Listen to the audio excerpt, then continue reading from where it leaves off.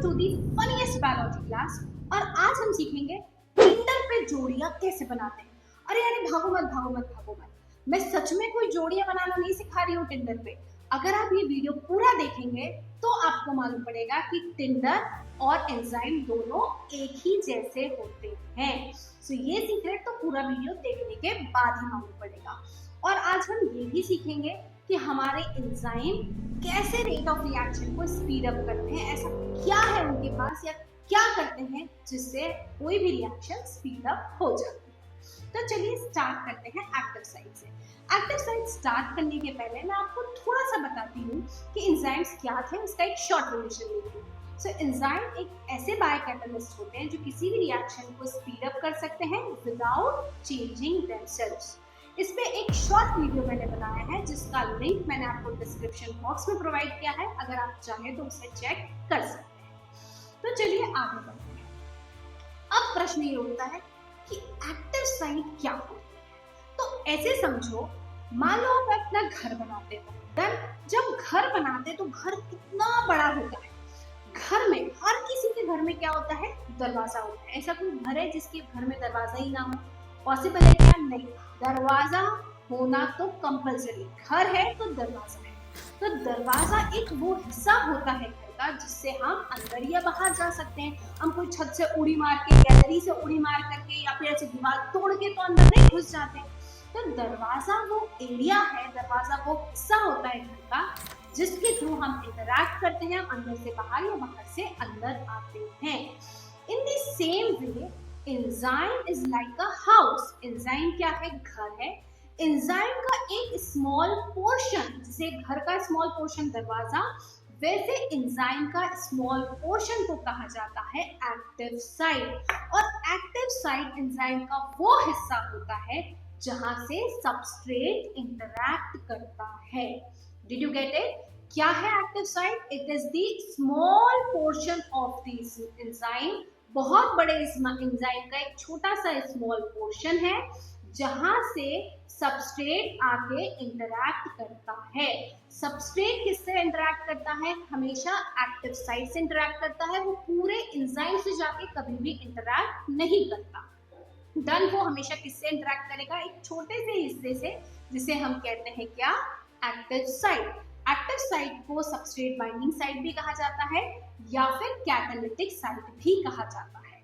अब मैं बात कर रही हूँ इंटरैक्ट करता है तो क्या इंटरैक्ट करता है? एंजाइम सबस्ट्रेट को बोलता है क्या? हेलो हाय, खाना खा के जाना। भाई करता क्या है एंजाइम? सो एंजाइम सबस्ट्रेट से क्या करता है? जनरली वीक फोर्सेस का फॉर्मेशन करता है। इंटरैक्शन यानी कि वीक बॉन्ड का फॉर्मेशन करता है। वीक बॉन्ड यानी कि जैसे कि हो गए आपके हाइड्रोजन बॉन्ड हो गए, हाइड्रोफोबिक बॉन्ड्स हो गए, और जितने भी वीक फोर्सेस होते हैं वो फॉर्म करता है। अब ये बेसिकली इसका स्ट्रक्चर कैसा होता है एक्टिव साइट का? So active site basically 3 dimensional entity होती है। कैसी होती है? 3 डायमेंशनल एंटिटी होती है। ये कोई पॉइंट नहीं होता, कोई प्लेन नहीं होता, ना ही कोई लाइन होती है। ये हमेशा क्या होती है? 3 डायमेंशनल एंटिटी होती है एंजाइम की। एक एग्जांपल से समझाती हूँ। एक एंजाइम है ट्रांस एल्डोलेज। एंजाइम है तो जरूरी है प्रोटीन से बना है। प्रोटीन से बना है यानी कि उसमें बहुत सारे अमीनो एसिड्स हैं। अब जो ट्रांस एल्डोलेज की एक्टिव साइट है वो किस किस से, कौन कौन से अमीनो एसिड से मिलकर के बनी है? एक 27 नंबर का अमीनो एसिड, एक 106 नंबर का अमीनो एसिड और एक 142 नंबर का अमीनो एसिड। अब इतने अलग अलग अमीनो एसिड मिलकर के एक्टिव साइट बना रहे हैं तो यू कैन इमेजिन इजीली कि बाबा ये जरूर 3 डायमेंशनल स्ट्रक्चर होगा ही, तभी इतने दूर दूर वाले अमीनो एसिड पास में आए और क्या बनाए? 3 डायमेंशनल स्ट्रक्चर बनाया और क्या बन गया? एक छोटा सा एक्टिव साइट। डन। अब एक्टिव साइट्स में जो एटम्स का अरेंजमेंट होता है वो एकदम वेल डिफाइंड होता है, जिसकी वजह से एक्टिव साइट्स को क्या आती है? स्पेसिफिसिटी आती है।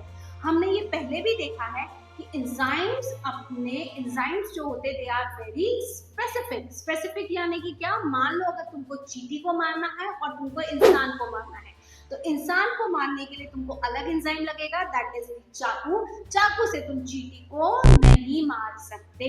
सो एंजाइम्स अपने सबस्ट्रेट के लिए क्या होते हैं, बहुत ज्यादा स्पेसिफिक होते हैं। और जो एक्टिव साइट होती है वो किसी ग्रूव की तरह होती है या क्रेविक्स की तरह होती है। ग्रूव या क्रेविक्स का मतलब क्या है, ऐसा मान लो किसी जगह में अगर आपने एकदम गहरी लाइन खींच दी, एकदम अंदर तक लाइन खींच दी, तो that is called the groove. और क्रेविक्स को आप ऐसा समझ सकते हो, मान लो कोई चट्टान, उसमें कभी एक होल आपने देखा होगा, तो दैट इज द क्रेविक्स। सो एक ग्रूव और क्रेविक्स की तरह होती है एक्टिव साइट किसी भी एंजाइम के अंदर। और इस गड्ढे में से, इस गहरी लाइन में से पानी को भी बाहर निकाल दिया जाता है, वाटर को भी एक्सक्लूड कर दिया जाता है।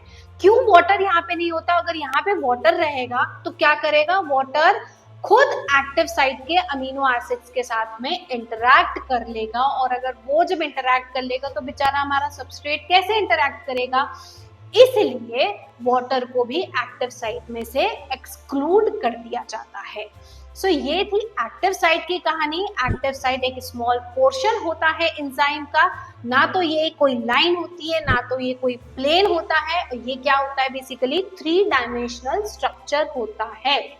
और यहाँ पे जनरली कौन कौन से अमीनो एसिड ज्यादा पाए जाते हैं, जैसे कि aspartic acid, glutamic acid, lysine, serine, ऐसे अमीनो एसिड पाए जाते हैं। और सबसे इंपॉर्टेंटली सबसे ज्यादा जो मिलने वाला होता है दैट इज दी सीरीन, जो देखा गया है मैक्सिमम टाइम एक्टिव साइट में प्रेजेंट होता है।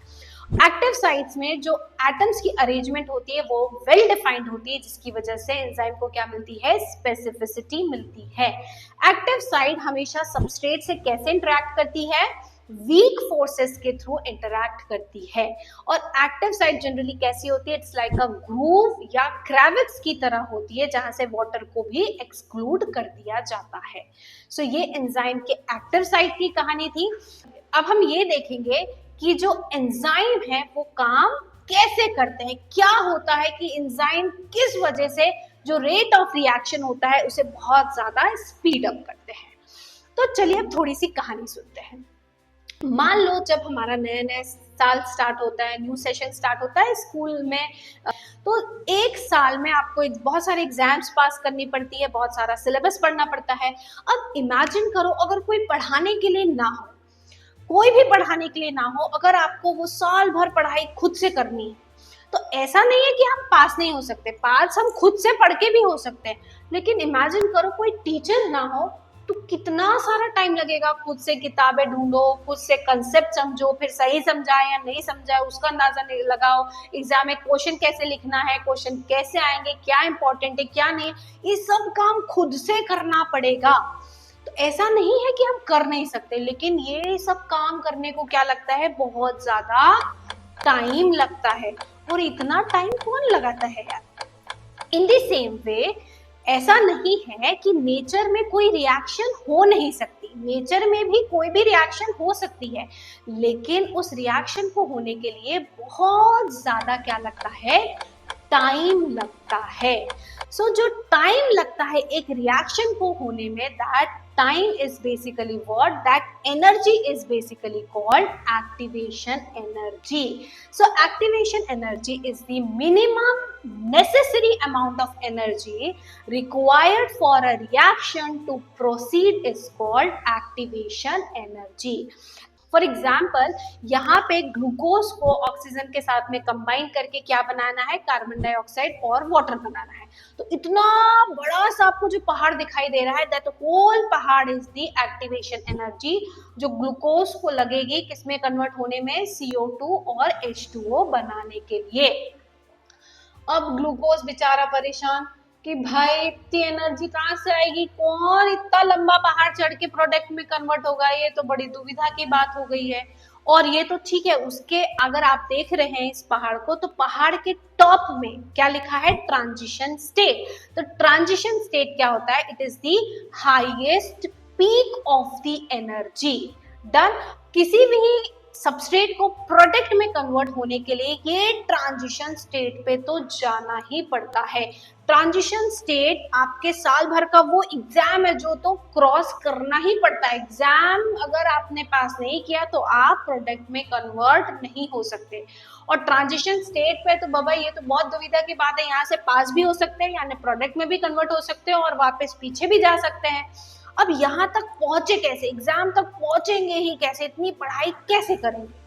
तो यहाँ पे एंट्री होती है हमारे सुपर हीरो की, यानी कि किसकी, हमारे एंजाइम्स की, यानी कि हमारे टीचर्स की। टीचर्स क्या करते हैं, आपको डायरेक्शन देते हैं, आपको ओरिएंटेशन देते हैं, आपके सारे कॉन्सेप्ट्स को इजी कर देते हैं, जिससे आपका जो एक्टिवेशन एनर्जी है वो क्या हो जाती है, कम हो जाती है, आपकी जो मेहनत है वो कम हो जाती है। तो हमारा एंजाइम क्या करता है, एक्टिवेशन एनर्जी को कम कर देता है। वो एक छोटी सी टनल खोद के दे देता है आपको कि बाबा इतना बड़ा रास्ता है, मत घबराओ, एक छोटे वाले रास्ते से चले जाओ। तो वो करता कैसे है? अब जो एंजाइम होता है वो सबस्ट्रेट से हमने पढ़ा है अभी थोड़ी देर पहले कि वो क्या बनाता है, वीक फोर्सेस बनाता है, यानी कि क्या होता है, वीक इंटरैक्शन होते हैं। तो जब सबस्ट्रेट और एक्टिव साइट बाइंड करती है एंजाइम की, तो इसकी वजह से जब वीक फोर्सेस होते हैं, जब ये बन रहे होते हैं, तो इसकी वजह से क्या रिलीज होती है, बाइंडिंग एनर्जी रिलीज होती है। और यही बाइंडिंग एनर्जी क्या करती है, ये बड़े से पहाड़ को, ये बड़ी सी एक्टिवेशन एनर्जी को छोटा करने में मदद करती है। Did you get it? तो सबसे इंपॉर्टेंट रोल किसका है, जो वीक इंटरेक्शन की वजह से बाइंडिंग एनर्जी रिलीज हुई है उसकी वजह से क्या होती है, बड़ा सा पहाड़, बड़ी सी एक्टिवेशन एनर्जी क्या होती है, छोटे में कन्वर्ट हो जाती है। डन। उसके बाद जो एक्टिव साइड रहती है, जो एंजाइम है, वो रिएक्टेंट में जो बॉन्ड्स होते हैं, यानी जो सबस्ट्रेट में बॉन्ड होते हैं, उसको क्या करता है, स्ट्रेच कर देता है, स्ट्रेन ला देता है। स्ट्रेच कर देगा, आप किसी भी चीज को खींच दोगे तो उससे क्या होगा, आसानी से आप हाथ लगाओगे तो वो टूट जाएगा। टूट जाएगा यानी कि आसानी से ट्रांसफॉर्म हो जाएगा। तो बेसिकली एंजाइम क्या कर रहा है, जो बॉन्ड से रिएक्टेंट में उसे स्ट्रेन्ड कर दे रहा है, thereby making it easier for them to achieve the transition state. इतना ज्यादा स्ट्रेच कर दे रहा है ताकि आसानी से क्या हो जाए, ट्रांजिशन स्टेट पे पहुंच जाओ और अल्टीमेटली क्या हो जाए, आपकी जो एक्टिवेशन एनर्जी है वो लोअर डाउन हो जाए। तो ये कमाल दिखाता है हमारा एंजाइम। और अब मेन चीज कहानी की क्या, ये टिंडर कैसे है। तो टिंडर का काम क्या होता है, टिंडर में क्या करते हैं, अगर दो लोग होते हैं तो दो लोग आते हैं टिंडर पे आकर के मिलते हैं, बातें करते हैं और किस में कन्वर्ट हो जाते हैं, प्रोडक्ट में, यानी कि कपल में कन्वर्ट हो जाते हैं। तो टिंडर क्या कर रहा है, टिंडर एक प्लेटफॉर्म प्रोवाइड करा रहा है। टिंडर बोल रहा है बाबा आओ यहाँ पे मिलो, यहाँ पर बातें करो और कपल में कन्वर्ट हो। वैसे ही एंजाइम, अब दो रिएक्टेंट है, अगर मान लो यहाँ पे क्या है, ग्लूकोज और ऑक्सीजन। अब अगर इन दोनों को प्रोडक्ट में कन्वर्ट होना है तो इनको मालूम ही नहीं बाबा कितना पास आना पड़ेगा रिएक्शन करने के लिए, इतने दूर से कि इतने से, तो इनको सब चीजें ट्राई करनी पड़ेगी। इतने दूर से रिएक्शन करके देखते, फिर इधर से करके देखते कितना पास आना है और किस ओरिएंटेशन में हमको रहना है जिसकी वजह से रिएक्शन हो, ये उन्हें नहीं मालूम। वो हिट एंड ट्रायल करके सब एक्सपेरिमेंट करना पड़ेगा। अब अगर टिंडर आ गया, यानी कि अब अगर एंजाइम आ गया, तो एंजाइम उन्हें क्या करेगा, आपस में बहुत, उनकी पोजीशन बहुत क्लोज कर देगा। क्लोज करने के साथ साथ उन्हें प्रॉपर ओरिएंटेशन में भी डाल देगा, प्रॉपर ओरिएंटेशन देगा ताकि वो अच्छे से इंटरैक्ट कर पाए और प्रोडक्ट में कन्वर्ट हो पाए। तो ये काम होता है एंजाइम का, दो रिएक्टेंट को बहुत क्लोज कर देना और प्रॉपर ओरिएंटेशन देना ताकि वो आसानी से बॉन्ड बना सके और किस में कन्वर्ट हो सके, प्रोडक्ट में कन्वर्ट हो सके। तो हमारे एंजाइम ने क्या कमाल दिखाया, हमारे सुपर हीरो ने क्या किया, सुपर हीरो ने एक्टिवेशन एनर्जी को ही लोअर डाउन कर दिया, ट्रांजिशन स्टेट को जल्दी से अचीव करा दिया ताकि जो रेट ऑफ रिएक्शन है वो स्पीड अप हो जाए, बढ़ जाए। रेट ऑफ रिएक्शन मान लो कैसे समझोगे, मान लो खुद की मेहनत करने से दो बच्चे पास होते हैं, लेकिन अगर एंजाइम आ जाएगा तो दो की जगह कितने, 200 बच्चे पास हो जाएंगे। सो एंजाइम की वजह से ज्यादा सबस्ट्रेट पर मिनट में प्रोडक्ट में कन्वर्ट होते हैं। अगर एंजाइम नहीं रहेगा तो रेट ऑफ रिएक्शन बहुत स्लो रहेगा, यानी मान लो 2 ही सबस्ट्रेट प्रोडक्ट में कन्वर्ट हो रहे हैं, लेकिन अगर एंजाइम आ जाएगा तो 2 की जगह 200 सबस्ट्रेट प्रोडक्ट में कन्वर्ट होंगे पर यूनिट ऑफ टाइम में। तो ये कमाल होता है हमारे टेंडर का, ये कमाल होता है हमारे सुपर हीरो का। सो एक्टिवेशन एनर्जी क्या थी? एक्टिवेशन एनर्जी वो एनर्जी होती है जो किसी भी रिएक्शन को प्रोसीड करने के लिए जो एनर्जी लगती है उसे हम एक्टिवेशन एनर्जी कहते हैं। और एक्टिवेशन एनर्जी में जो इस एनर्जी में सबसे टॉप पीक होता है that is called a transition state. किसी भी रिएक्शन को यहाँ पे पहुंचना जरूरी है, किसी भी सबस्टेट को ट्रांजिशन स्टेट से गुजरना जरूरी है, तब जाकर के वो किस में कन्वर्ट होता है? प्रोडक्ट में कन्वर्ट होता है। ऐसा नहीं है कि बिना एंजाइम के काम नहीं हो सकता है, लेकिन बहुत मेहनत लगती है, इतनी मेहनत नहीं कर सकते। तो इसलिए क्या बनाए? सुपर हीरो बनाए, यानी कि एंजाइम्स बनाए। एंजाइम्स क्या करेगा? वीक इंटरैक्शन करेगा सबस्ट्रेट से, उसकी वजह से क्या होगा बच्चों? बाइंडिंग एनर्जी रिलीज होगी। वो बाइंडिंग एनर्जी क्या करेगी? बड़े से पहाड़ को छोटे से पहाड़ में कन्वर्ट कर देगी, या एक छोटी सी टनल बना के दे देगी। एक्टिवेशन एनर्जी को लोअर कर देगी, ट्रांजिशन स्टेट आसानी से अचीव हो जाएगी। और क्या करेगी? जो एंजाइम होगा वो बॉन्ड को सबस्ट्रेट के बहुत ज्यादा स्ट्रेच कर देते हैं ताकि आसानी से ट्रांसफॉर्मेशन हो सके, अल्टीमेटली एक्टिवेशन एनर्जी लोअर हो सके। और एंजाइम हमारा टेंडर के जैसे कैसे काम करता है? वो क्या करता है? 2 रिएक्टेंट को बहुत क्लोज लाता है और प्रॉपर ओरिएंटेशन में रखता है ताकि आपस में अच्छे से बॉन्ड बन सके और क्या बन सके? प्रोडक्ट बन सके। तो ये कहानी थी किसकी? एंजाइम की, कि एंजाइम की एक्टिव साइट क्या होती है और एंजाइम काम कैसे करता है।